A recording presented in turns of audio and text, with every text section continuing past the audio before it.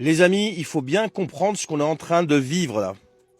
Il faut vraiment comprendre. C'est pas à prendre à la légère. Hein. Là, cette histoire de motion de censure, 49.3, on n'est plus du tout, mais alors du tout, à l'époque d'Elisabeth Borne.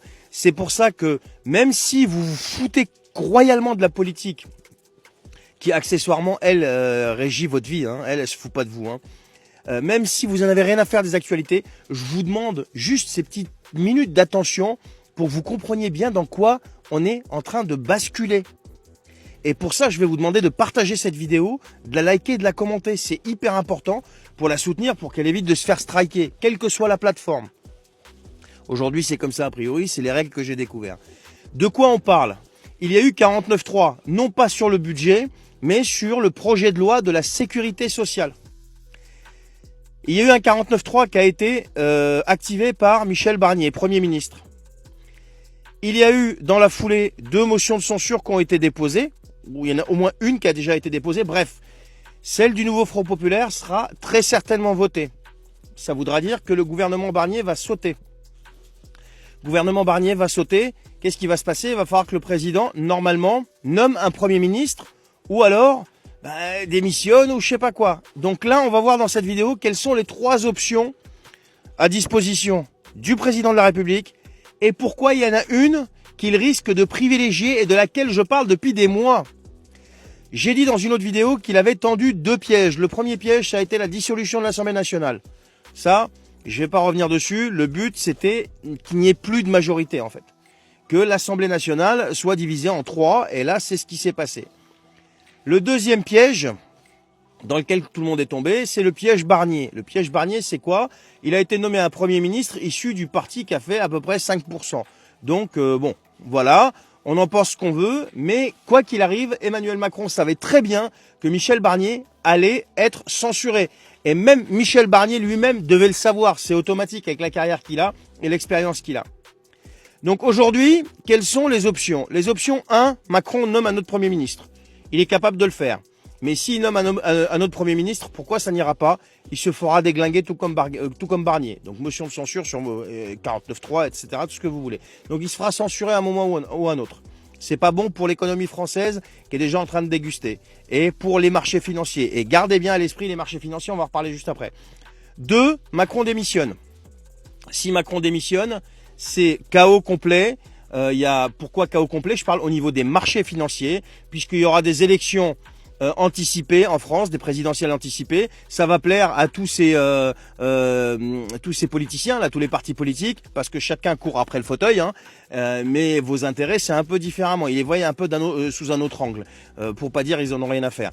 Donc 2, c'est Macron démissionne, mais Macron démissionne, les marchés vont dévisser, il va se passer, les agences de notation vont s'affoler, la dette, ça va créer un cataclysme économique au niveau des marchés et ça va se ressentir immédiatement sur nous, sur notre pouvoir d'achat, sur notre niveau de vie qui est déjà en train de descendre de jour en jour.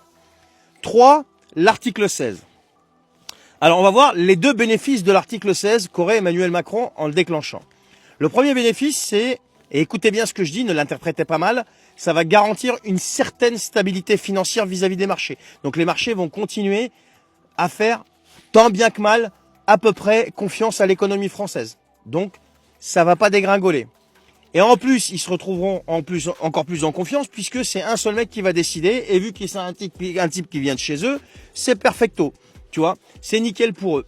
Donc ça va garantir une certaine stabilité. Le deuxième avantage, Macron a les pleins pouvoirs.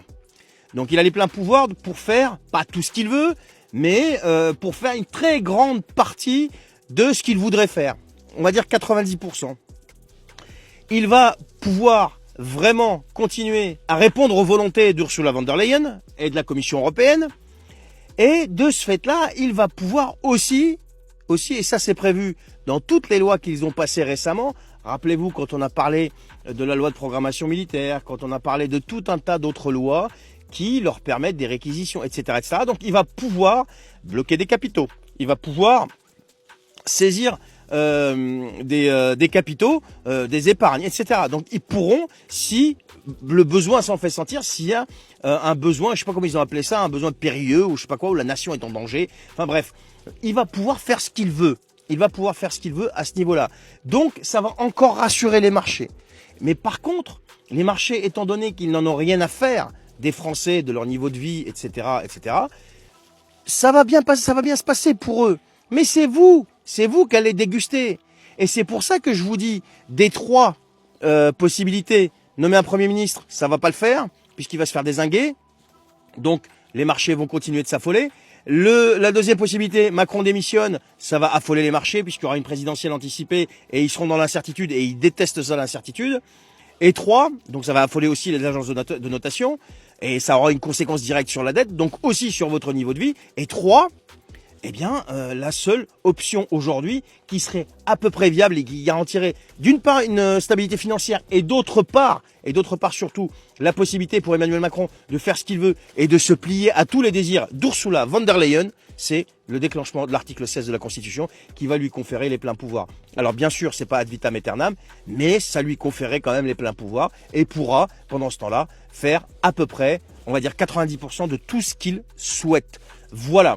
Donc c'est pour ça les gens que je vous disais depuis des mois que ce type, il ne vise que l'article 16. Et tous les stratagèmes qui ont été mis en place, là soi-disant redonner la parole au peuple ou je sais pas quoi, ce n'était que pour ça.